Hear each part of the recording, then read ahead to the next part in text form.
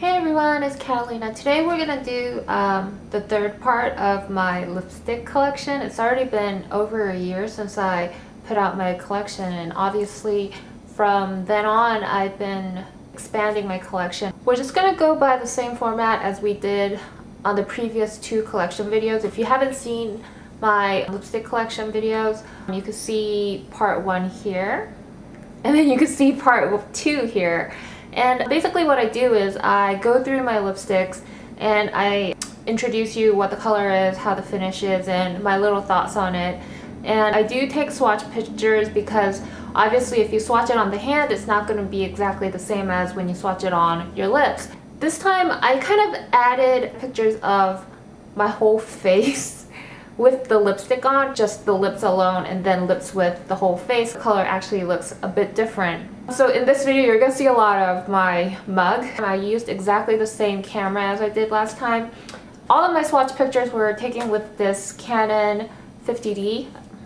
I've been using this like forever, and it's used with the same lens, and most of the shots were taken at night, so it's obviously gonna have a flash about this strong. This is Gosh 134. It's a nude lipstick, and I think I've already introduced this color on my UK boyfriend haul video. 134 Darling is a nude color. It's very creamy. It applies very well. It doesn't stay that long, so you have to reapply it over and over again throughout the day. The one good thing is this is a true nude. So for those of you who are actually seeking a truly nude color, I think Gosh's Darling 134 is one of those colors that you could check out. This is Blankety from MAC. As you can see, it's a brownish color, definitely lighter than Jubilee or Hug Me. I do like the application. It's very creamy. I think it could fit anyone with any skin tone. I don't really see anything so special in this to like buy backups or whatnot. It's a color that you can mix two lipsticks together and get. This is one of the more popular MAC lipsticks, and it's called Hug Me. It's a luster finish and it's very sheer, and it looks kind of dark on the stick, but if you actually apply it on your lips, it's almost identical to a very pale pinkish natural lip color. So for those of you who really crave that natural looking lips, or who don't want to actually like have their lips standing out, Hug Me could actually be a very good lipstick, and I think it'll fit anyone. This is MAC's Peachstock. It came out in the Liberty of London collection.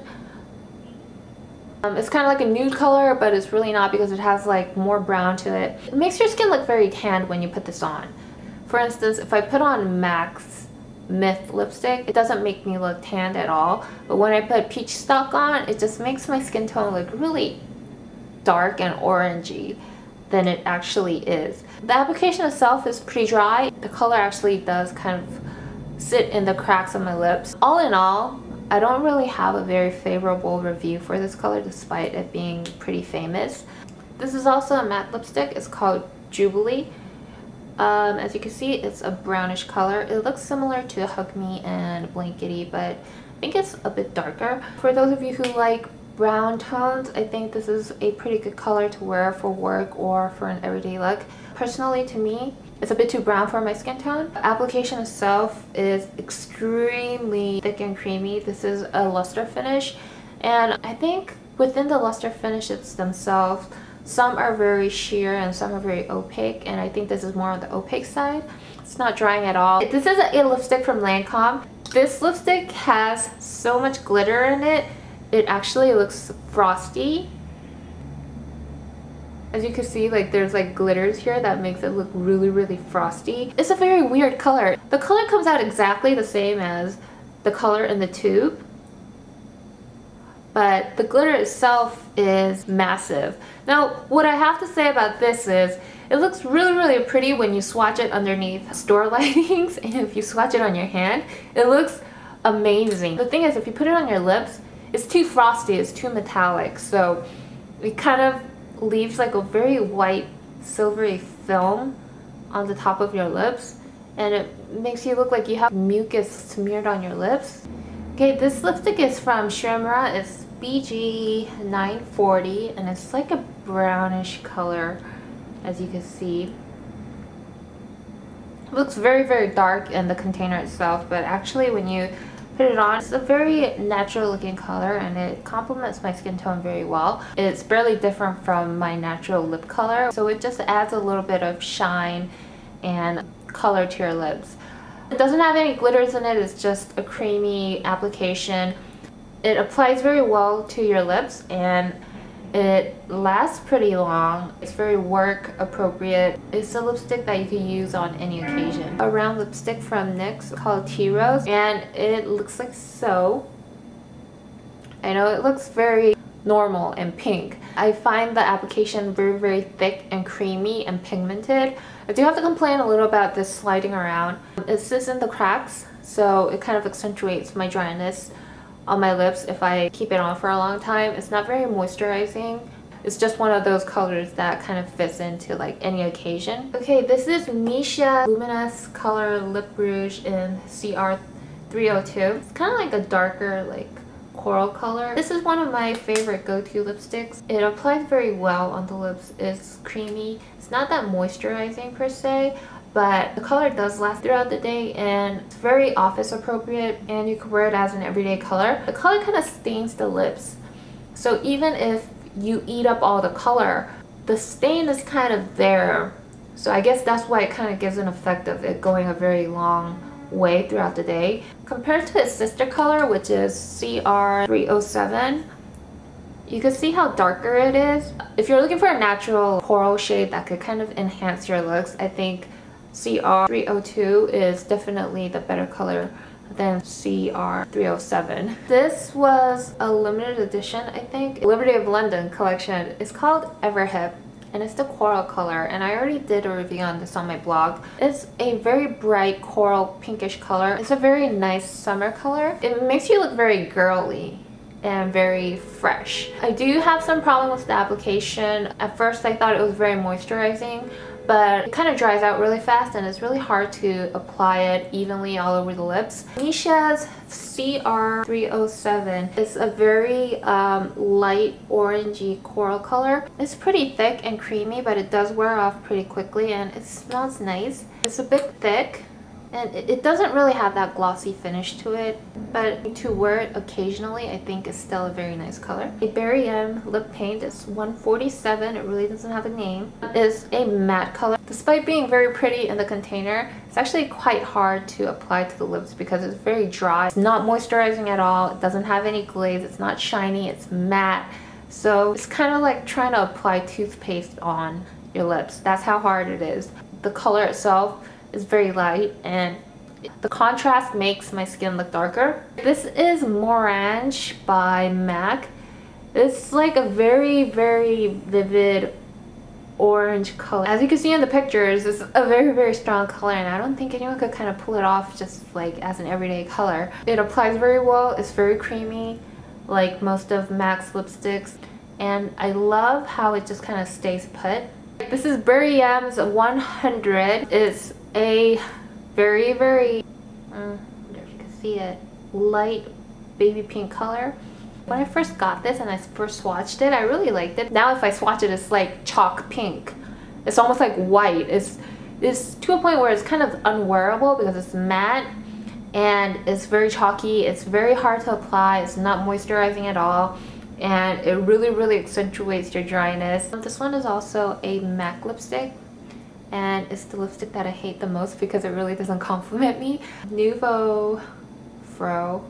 I don't know how to pronounce it, but it's a luster finish. And it kind of looks silvery, like gray pinkish, like purple pinkish.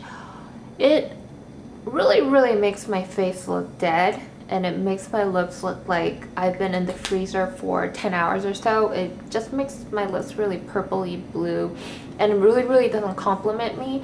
But I did look up some videos on YouTube and there are a lot of people who actually could pull this lipstick off. And it looks very frosty on the stick, but when you apply it, it actually applies very, very smoothly. This is a lipstick from MAC. It's called Aloof.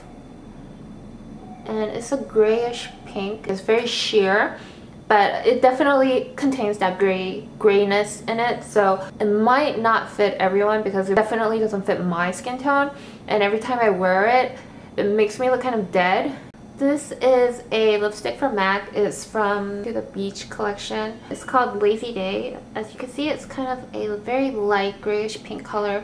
It's pretty similar to Aloof, but it doesn't have that much gray in it. It's very sheer, so if you want to actually see the color on your lip, you have to layer at least, I don't know, like 2-3 layers on your lips to get the color.